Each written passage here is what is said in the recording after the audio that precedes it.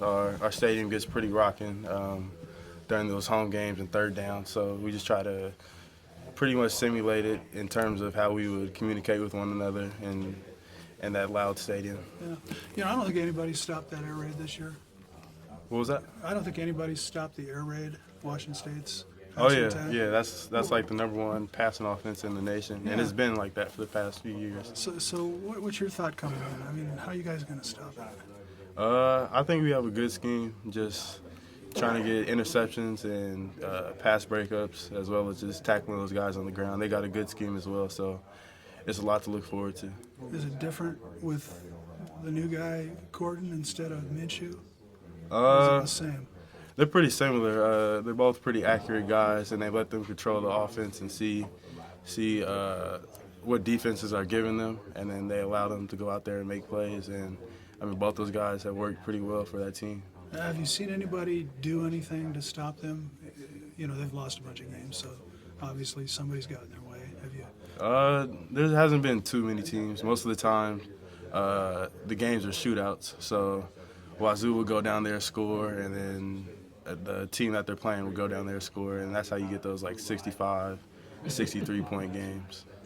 How do you look back on the season? I'm sure 5 losses wasn't even in your mindset when it began. So how do you evaluate what's happened? I mean, this has been a learning experience for sure.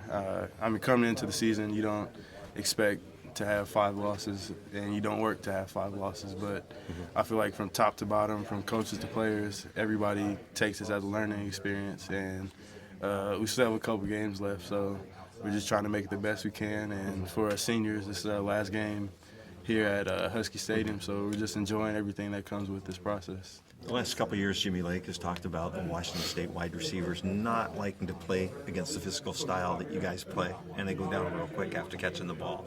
What do you remember about the last few games, with the Washington State wide receivers? I remember last year. I remember it being pretty cold, so that was like a pretty difficult game for them to really get that passing offense going. And then the year before, 2017, I remember Vita Vea just making it a problem on them every down, just penetrating, putting pressure on the quarterback, and just having them get the ball out. What is it about that matchup that you guys have been able to be so successful in shutting them down?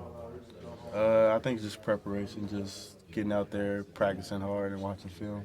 What is it about the two? I mean, in the 4 years that you guys played against them, you played against 4 different quarterbacks that they've run out there for Washington State, and all 4 times you've been able to shut them down. Why do you feel that over the time you just keep having that success against their offense? It's just preparation, like I said, but we just have to prepare hard this week, and then if we prepare how we need to, then everything should go how planned. Does it seem crazy to you? This is the last time you're going to have a chance to play at Husky Stadium. Oh yeah, this is crazy. I feel like I got here yesterday, and I mean the amount of times that you get to play the games in Husky Stadium is pretty minimal, but you spend a lot of time here, like training and stuff, and it seems long, but in the small frame, it's actually goes by pretty fast. How would you describe what it's like to run out of the tunnel and to just experience Husky football from your standpoint? You get 75,000 people watching and wondering what it's like. Yeah, I mean, it's kind of that phrase, it's a kid in a candy store. I remember my first game here against Rutgers, and I didn't know what to expect. We ran out the tunnel, and then I saw the purple smoke. And I don't know if that was the first year that they did that or not, but, I mean, we ran out with the purple smoke, and then we saw everybody, like no seats were empty.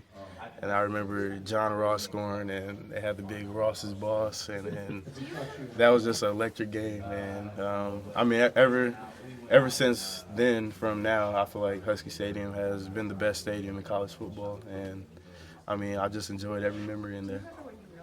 Not being from the state of Washington, though, how long did it take you to catch up to this Apple Cup and the big rivalry it is with the fans and the in-state students and stuff here?